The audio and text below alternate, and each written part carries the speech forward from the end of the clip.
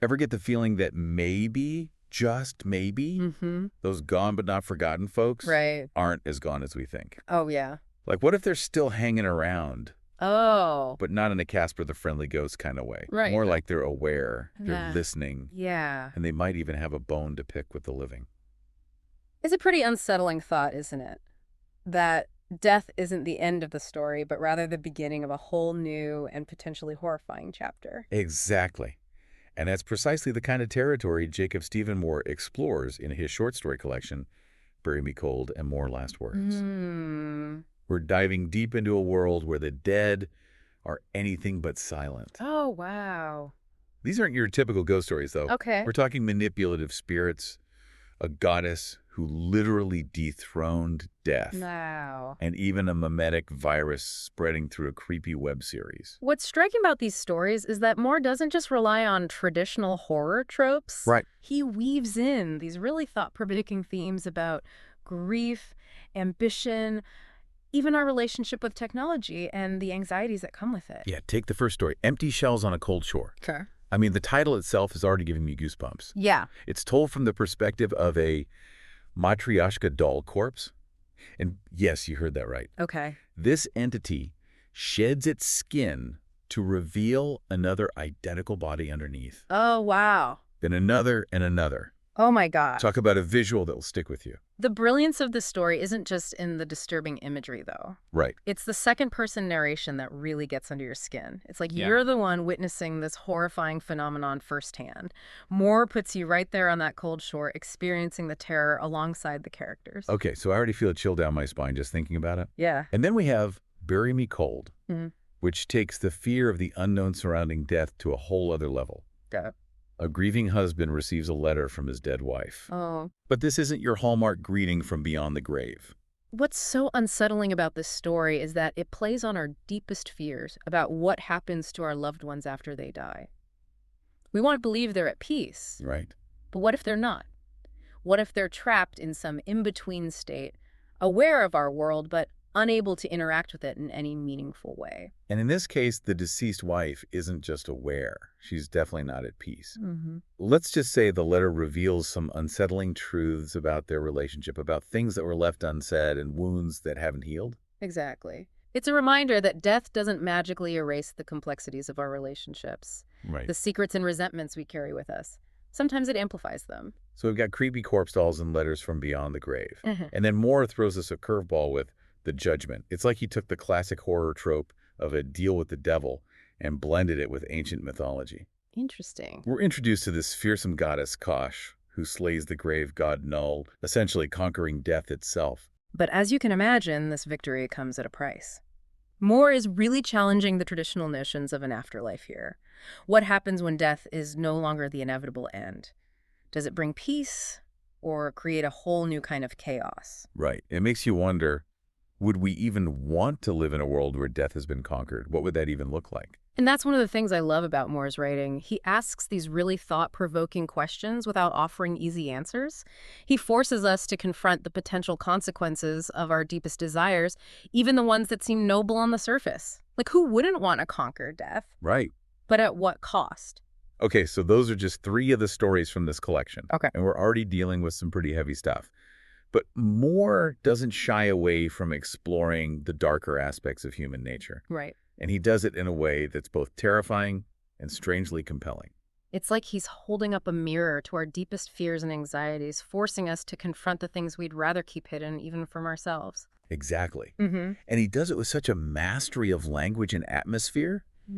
You really feel like you're right there in the heart of the story, Yeah. experiencing the terror and the wonder alongside the characters. What I find particularly fascinating is how Moore uses these supernatural elements, Yeah. these seemingly fantastical scenarios, to expose very real and very human darkness. Right. It's like he's saying that the monsters aren't always lurking in the shadows. Sometimes they're right there in the mirror, staring Yeah. back at us. Okay, I'm officially creeped out now, but in a good way, of course, Yeah. because that's the power of good horror, right? Yeah. It makes us confront the things we'd rather avoid, Yeah. the things that make us squirm in our seats, Yeah. but ultimately force us to ask some tough questions about ourselves and the world around us. Exactly. It's not just about the scares, it's about the deeper truths that those scares reveal. So we've dipped our toes into the unsettling waters of Bury Me Cold and More Last Words, Uh-huh. but we've only just scratched the surface. Right.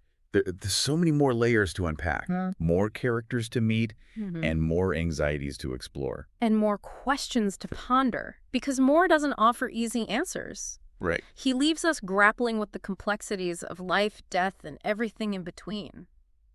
Stay tuned as we dive deeper into this chilling collection. Okay. We'll be exploring more of Mohr's unsettling tales, All right. analyzing his unique style, and discussing the ways in which he uses horror to illuminate the darker corners of the human experience. You know, one of the things that struck me about Bury Me Cold is how Mohr uses the supernatural to expose the cracks in seemingly ordinary relationships. That letter from the deceased wife isn't just creepy, it's like a twisted post-mortem couples therapy session. It's true. I mean, who hasn't had that fleeting thought after an argument? What would my partner really say if they didn't have to hold back anymore? Right. But Mohr takes it to a whole other terrifying level. Exactly. Death doesn't just remove the filter, it seems to weaponize the unspoken resentments. And that ties into a larger theme I noticed throughout the collection. This idea that death doesn't offer an escape from our problems. It often magnifies them, twisting them into something monstrous. Yeah, like in The Judgment, where Kasha's victory over death creates this unsettling new reality. Right. You'd think a world without death would be paradise, right? You'd think. But Mohr turns that expectation on its head. The dead are still here, but they're not at peace. They're stuck, unable to move on. It's like he's saying that our human desire for control, even over something as fundamental as death, can have unintended and often horrifying consequences. Yeah. We might think we're solving a problem, but we might be creating a whole new set of nightmares. And speaking of nightmares, you won't remember this. Yeah. Really mess with my head. Oh, yeah. I mean, we all know car accidents can be traumatic. Yeah. But Mohr takes that trauma and turns it into something uncanny. You're never quite sure if the protagonist's transformation is real or a psychological break brought on by the accident. What's so effective about this story is that it plays on our anxieties about identity and control. What happens when we lose our sense of self? Really? When the person we thought we were becomes someone or something else entirely. Yeah. It's a fear that's particularly relevant in today's world where we're constantly bombarded with information and external influences. Right. It's like Mohr is tapping into this fear that we're not really in control of our own minds, that our identities are fragile and can be shattered or reshaped by forces beyond our understanding. And then there's Threads for Flies, which takes this idea of anxieties manifesting in monstrous ways to a whole new level. That cobweb house, it's not just a spooky setting, it's like a physical embodiment of the community's collective fears. Okay, that one really creeped me out. I mean, I'm usually pretty good with horror. Yeah. But something about that story, the way Mohr describes the cobweb house, is just so visceral, so unsettling. It's like you can feel the darkness closing in. And that nursery rhyme. Oh my God. Bless your hearts and bless your eyes, bless the threads that catch the flies. First he jiggles, then he wriggles, then he jerks and dies. Ugh, it's like a lullaby from hell. Seriously. Yeah. It's deceptively simple, almost childlike, but there's this underlying menace, this sense of impending doom that just sends chills down your spine. And the way the cobweb house preys on children, it taps into this primal fear of the unknown, the things that go bump in the night. It's like a modern-day boogeyman, but with a digital twist. Yeah, it definitely speaks to those anxieties we have as parents, especially in this hyper-connected world. Right. It's like Mohr is reminding us that even with all the technology and security systems in the world, there are still shadows lurking, things we can't control, threats we can't always see coming. And sometimes those threats are born from our own anxieties, our own fears. The cobweb house is like a cautionary tale, a reminder that our fears can manifest in unexpected and horrifying ways. Okay, so we've talked about houses that exist between reality and nightmare letters from beyond the grave. Now let's shift gears to Bagwork, a story that punches you right in the gut with its exploration of ambition, loyalty, and the dark side of revenge. Leonard Silas, the boxing trainer, he's a fascinating character, right? He's incredibly complex. On the one hand, he's this fiercely loyal mentor who wants the best for his fighter, Jimmy. But that loyalty is twisted, fueled by rage and grief after Jimmy is brutally injured in a rigged fight. Yeah, it's like he becomes so fixated on getting revenge that he loses sight of everything else, Right. including his own moral compass. He's Yeah. willing to cross any line, break any rule to make things right, even if it means becoming the very monster he's fighting against. And it raises some uncomfortable questions about the nature of justice. Is revenge ever truly satisfying? Right. Or does it just perpetuate a cycle of violence and pain? Mohr doesn't offer easy answers, which is what makes the story so thought-provoking. Exactly. And then we have Truth Serum, a story that dives headfirst into the dark side of online culture, viral fame and mimetic viruses. Yeah. It's like Moore took our anxieties about privacy and oversharing and turned them into a terrifying cautionary tale. The web series at the center of the story is so insidious. It claims to expose people's deepest, darkest secrets using a truth serum. And as the series gains popularity, the lines between fiction and reality become blurred, Right. leading to some truly horrifying consequences. It's like a metaphor for the way information can spread uncontrollably in the digital age, how quickly something can go viral, and the potential damage that can be done when truth and fiction become indistinguishable. And it speaks to our morbid fascination with the lives of others. Right. Our desire to peek behind the curtain and see the messy, often ugly truths that people try to hide. Right. It's like we're all complicit in this culture of exposure, this insatiable hunger for scandal and drama. Right. And Truth Serum shows us just how dangerous that hunger can be, how it can consume us and lead to real-world harm. And then, of course, there's the final story, The Ones Who Got Away, which brings us back to the theme of tampering with life and death, but with a twist. This time, it's not a goddess or a manipulative spirit, but a scientist who's trying to conquer death through scientific means. Vesperneros is like a modern-day Frankenstein, driven by grief and a desperate desire to reconnect with her deceased loved ones. But her experiments have unleashed something truly monstrous, something that's beyond her control, and ultimately it consumes her. The Ones Who Got Away is a powerful exploration of ambition, grief, and the dangers of playing God.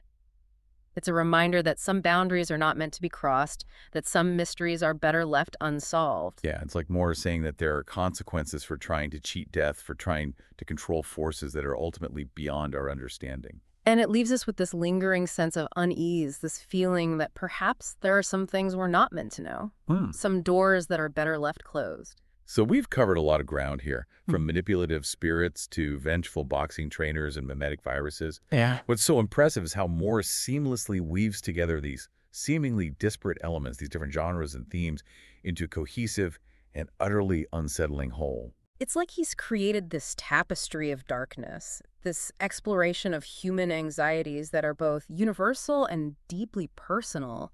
And he does it with such skill and precision, with a mastery of language and atmosphere that truly sets him apart as a horror writer. Exactly. Each story in this collection stands on its own, but together they create this haunting portrait of humanity, this exploration of the darkness that lurks within us, all waiting for the right moment to emerge. And it's that darkness, that unsettling truth about ourselves that lingers long after we finish reading. Okay, so we spent a lot of time talking about the dark stuff, the anxieties and the monsters, but I think it's important to acknowledge that there are also moments of beauty, of hope, Right. even in the midst of all this horror. Yeah, you're right. Moore doesn't shy away from the ugliness, but he also reminds us that there's still beauty to be found in the world, even in the darkest of places. It's interesting you say that about finding beauty in the darkness, because that's something Moore does so well. He doesn't shy away from the grotesque, the macabre, but there's always this underlying sense of poetry in his descriptions, even when he's describing something truly horrifying. It's like he finds a strange beauty in the decay and the unraveling of things, like in Empty Shells on a Cold Shore, that image of the Matryoshka doll corpse shedding its skin. It's both repulsive and strangely mesmerizing. It's like watching a morbid but oddly beautiful metamorphosis. Exactly. And that ties into something we touched on earlier, Moore's ability to blur the lines between reality and something it's not just about ghosts or monsters jumping out from the shadows. It's about that subtle shift in perception, that creeping sense that something is not quite right that makes a story so effective. Oh, absolutely. Like, and you won't remember this, the protagonist's transformation is so gradual, so subtle, that you start to question your own sanity alongside the characters. You're never quite sure if what you're seeing is real or a product of trauma, which makes it all the more unsettling.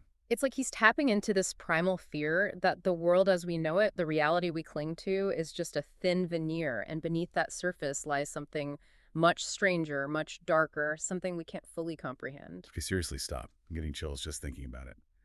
But you're right, that's what makes Mohr's writing so effective.